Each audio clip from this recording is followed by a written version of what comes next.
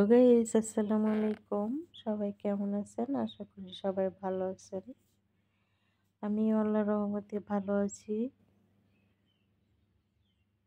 দেখেন কত সুন্দর সুন্দর ফুল।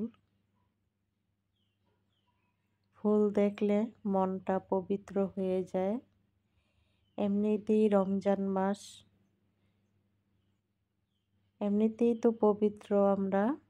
আরো যদি ফুল দেখি আরো ভালো লাগে, মনটা সতেজ হয়ে যায়। কত সুন্দর কত রকমের ফুল। সবাই আমার সাথে থাকেন,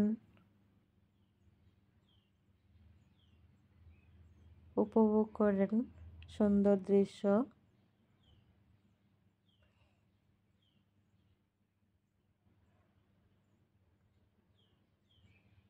কিছুক্ষণের জন্য মনটা খুবই ভালো লাগলো ফুলগুলো দেখে, আপনাদেরকেও দেখালাম। এখন চলে যাব রান্নাতে। এখানে 1.5 কেজি মাংস না ছড়িয়ে 1.5 কেজি গরুর কলিজা নিয়ে আসছে। তিল্লি কলিজা সহ কলিজা নিয়ে আসছে 1.5 কেজির উপরে, 1 কেজি 800 গ্রাম। এইগুলো আমি এখন কেটে কেটে ভাপা দিয়ে নিলাম, সিদ্ধ করে।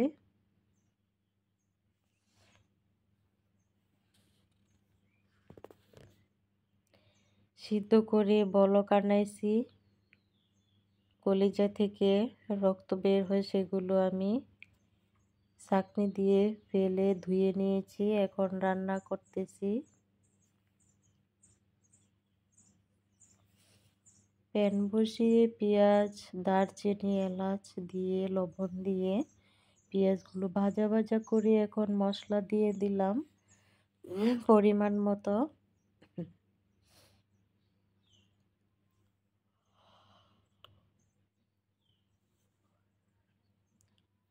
একটু পানি দিয়ে দিলাম, মশলাগুলো কষিয়ে নিব।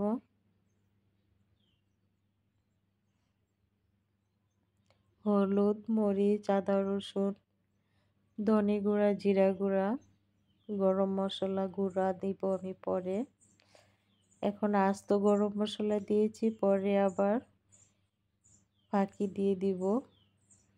মশলা কষানো হয়ে গেছে, এখন আমি কলিজাগুলো দিয়ে দিচ্ছি। আমি অর্ধেক রেখে দিয়েছি আর অর্ধেক রান্না করতেছি। ঢাকনা দিয়ে ঢেকে তারপর ভালো করে একটু কষাইয়ে নিলাম। পিসগুলো আমি একটু বড় বড় করে কেটে নিয়েছি।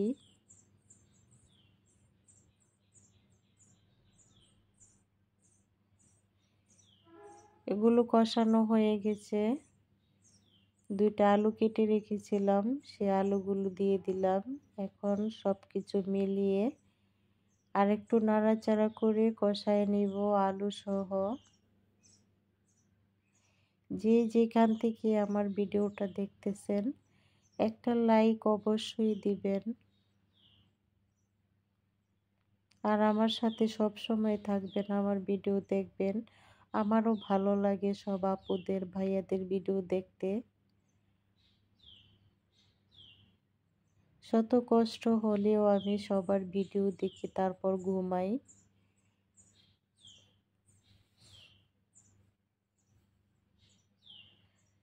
পরিমাণ মতো পানি দিয়ে দিলাম। আমি এভাবেই গরুর কলিজা রান্না করলাম। অনেক আপুরা অনেক সুন্দর সুন্দর করে রান্নার রেসিপি দেয়। আমি যেভাবে পারি এভাবেই আপনাদের সাথে শেয়ার করি। ঢাকনা দিয়ে ঢেকে দিলাম, বলক এসে গেছে।